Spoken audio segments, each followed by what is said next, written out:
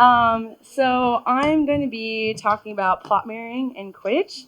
So my paper is a textual examination of how the snitch captures, team matchups, wins, losses, mirror the plot of the books they're within, how the game of Quidditch is being played even when there isn't a bludger in sight, and even how the snitch symbolizes Harry himself. The first time this ever really struck me was when I was reading Order of the Phoenix for like the 15th time. And when Harry's going for the snitch that one time, and Malfoy's scrabbling at the back of his hand.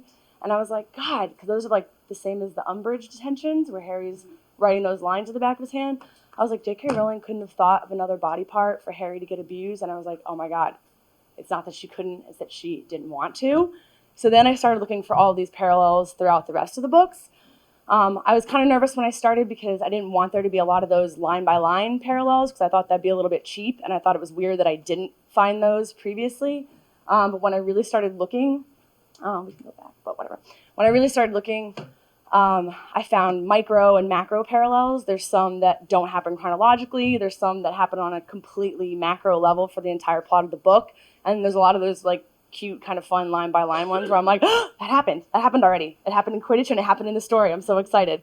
So I use the term plot mirroring instead of nested narrative or story within a story because Quidditch is part of the larger plot. It can't be taken out as a separate story. It doesn't exactly needs to be there because there is so much Quidditch. And I love Quidditch as an athlete. So people who complain about Quidditch or don't like it, I understand there's problems with it, but after reading about it so much, I was like, how could people skip over the Quidditch? Because it's literally like on every single page in the entire book. So the basic format I'm going to go through is to go through book by book, gives fast facts on each book, and then I have these tables, which I actually took from another presenter who was last year, and they were doing also like a plot mirroring, and I was like, oh, that's laid out really well, so I'm going to do it that way. So Sorcerer's Stone fast facts. Oh, and I have all fan art on most of the pages too, so that's fun. So Quidditch is mentioned 60 times in the Sorcerer's Stone. There's one chapter named after Quidditch, and then I have these quite interesting facts. We never see a non-Gryffindor game, so we only see 2 games, and that happens in the majority of the books. We only see the games that Harry plays. He's only a spectator twice in the whole entire series, besides the Quidditch World Cup. So he's a spectator twice at Hogwarts. So that's kind of revolving around Harry, obviously. And this is the first instance we see of Voldemort as a kind of seeker. So he's always going after these objects. He's going after the Philosopher's Stone. He's going after the Elder Wand. He's going after the Prophecy. And he's going after Harry. So he's kind of the biggest seeker in the book besides Harry himself. So there's a table. So in Quidditch, Malfoy forces Harry to play Quidditch by throwing Neville's Remembrall for Harry to catch, even though Harry doesn't realize he's catching a sort of snitch at the time. And in the plot, Malfoy is the first person to mention Quidditch to Harry when they're getting their robes fitted. Harry has no idea what it is. In Quidditch, Wood keeps Harry secret from the rest of the teams, and in the plot, Dumbledore has kept Harry secret for 11 years. In Quidditch, Quirrell tries to kill Harry during the first match, but Snape stops him. In the plot, Quirrell tries to get the stone on Halloween, but Snape stops him. In Quidditch, Harry catches the snitch in his mouth by accident, and in plot, Harry catches the stone in his pocket by accident when it just appears, because the mirror knows that Harry's not trying to use it, he's just trying to possess it. And in Quidditch, Snape referees the game between Gryffindor and Hufflepuff, and everyone thinks he's going to be the bad guy, but actually he's doing it to protect Harry. And the same with the stone. The trio thinks that he's going after the stone, but he's actually trying to protect it. So that is the kind of mirroring. You can see that's on a micro level where it's like stone, snitch, like that, and then also kind of just general. So when I first did my talk in my bedroom, it was an hour long, which was super fun. So I took the top 5 mirrors that I thought were the most interesting and the biggest mix of all the different types. But I have like 15 to 20 plot mirrors for every single book. So we're not going to do that. I'm not going to keep you here for the rest of your life. Chamber of Secrets, Quidditch is mentioned 43 times. The Rogue Bludger is named after Quidditch. And in this book, there's only 1 match described in the entire book. Only 3 games are played as the season's called off after Hermione and Penelope have been petrified, right before the Gryffindor-Hufflepuff match starts. And that's probably my favorite fan art right there. That guy does awesome paintings. It's pretty cool. In Quidditch, Lucius Malfoy buys the Slytherin team new brooms to get Draco onto the team. And in the plot, he slips the diary into Ginny's book to get Tom Riddle into Hogwarts. In Quidditch, Harry goes for the snitch match against Slytherin, and because Malfoy's unaware the snitch is next to his ear, he thinks Harry's attacking him. And later on in the plot, when Harry and Malfoy duel, Harry speaks Parseltongue, and Justin thinks Harry's setting the snake to attack him. In Quidditch, the rogue bludger smashes into Harry's elbow and breaks his arm, leaving it dangling uselessly at his side. And in the plot, the basilisk fang pierces Harry's same arm just above his elbow. On their way to the Quidditch match, Hermione realizes how the basilisk is moving around Hogwarts, and then Hermione is moved from the plot at that time because she gets petrified. Prisoner of Azkaban, there's 3 chapters named after Quidditch. This is the book in which Harry loses his first match, and this is the only book in which Voldemort makes no appearance, either as Tom Riddle or as an adult. So in Quidditch and the plot, the Dementors both show up when the wind is pouring and the rain is howling and Harry passes out. The Grim shows up at the Quidditch match and Harry almost dies. The Grim also shows up when Harry's leaving Privet Drive and he almost gets run over by the night bus. In Quidditch, the Firebolt is assumed to be cursed and Sirius Black is assumed to be a dark wizard. Obviously, they're both connected as well because that's why he gets his new broom. Draco and his friends dress up as Dementors and they're fake Dementors and Harry fights them off. Harry's also fighting the fake Dementor of the Bogart when he's practicing with Lupin. And Wood gives the Gryffindors the order that Harry should be accompanied everywhere before the Slytherin-Gryffindor match, just like the Ministry and Hogwarts staff give the directive that Harry should be kind of chaperoned everywhere that he goes. So Book 4, as we all know, there's no Quidditch in Hogwarts in Book 4.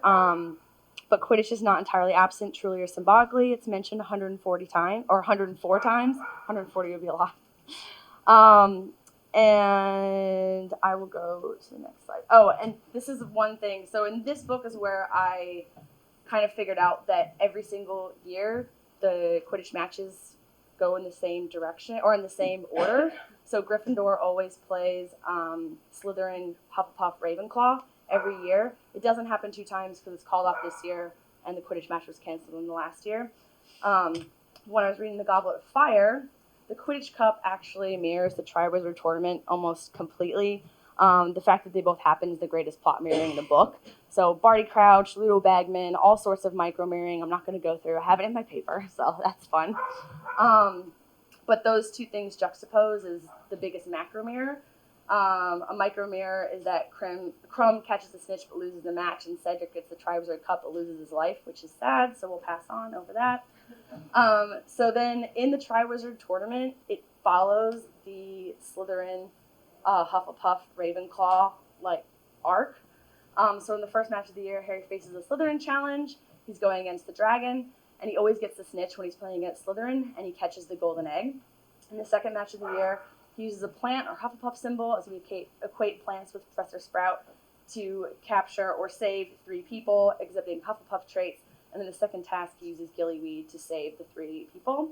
In the third match of the year, Harry uses his cleverness to solve puzzles like Ravenclaws do. In the third task, he has to answer the riddle with the Sphinx to get the Triwizard Cup. Order of the Phoenix, there's 1 Quidditch chapter, The Lion and the Serpent. Again, Harry only plays 1 match because he, Fred, and George are banned after that, and we see our first non-Harry match. Angela's made Quidditch captain and Ron is keeper, new faces and positions on an old team. In the plot, the Order of the Phoenix is resurrected with some new faces. Umbridge refuses to reinstate the Gryffindor team, just like she refuses to teach them defense against the dark arts. Malfoy provokes Harry, Fred, and George, and Umbridge bans them from Quidditch, and Umbridge provokes Harry and then gives him detention. Umbridge has Harry scratch lines with his own hand, and then Malfoy scratches the back of his hand, which is my favorite one, besides the Triwizard Tournament one. And the Gryffindor-Hufflepuff match is the first match in Hogwarts that we see where Harry doesn't play, and he's very frustrated. And this mirrors the Order of the Phoenix when Harry's watching it operate but can't join. Half-Blood Prince, there's no Quidditch chapters. Harry's now become Quidditch captain, which is weird because he's obsessed with Malfoy the entire time, and when he finally achieves Quidditch captain and finally has his time to dedicate to Quidditch, he essentially abandons Quidditch to be obsessed with Malfoy and then Slughorn. Same thing with the plot mirrorings. Captain, and he's made captain against the fight against Voldemort after Dumbledore dies. There's a couple more, but I'm running out of time. So Ron's a big problem. It's really a study in Ron Weasley. Harry doesn't get to talk about Quidditch that often because he's obsessed with Malfoy. Ron is talking about Quidditch almost on every single page. The word Quidditch happens in conjunction with Ron and his many failings as a Quidditch player and human, but whatever.